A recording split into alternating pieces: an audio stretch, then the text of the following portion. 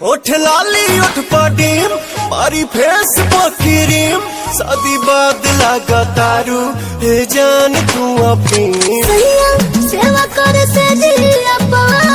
करना दूध पी हमें प्रोटीन मिला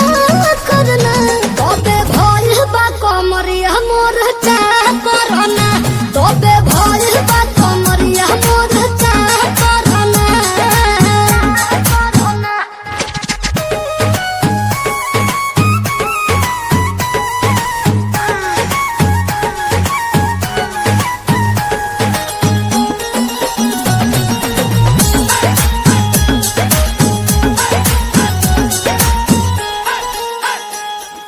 जगला में जो करे वो करे रात के मिलेला सुकून खाके राजा जी के हाथ के अच्छा लागेला कमर ककरी से भइल काटा हरावा हो गलिया लागेला जान टमा टहरावा हो गलिया लागेला जान टमा टहरावा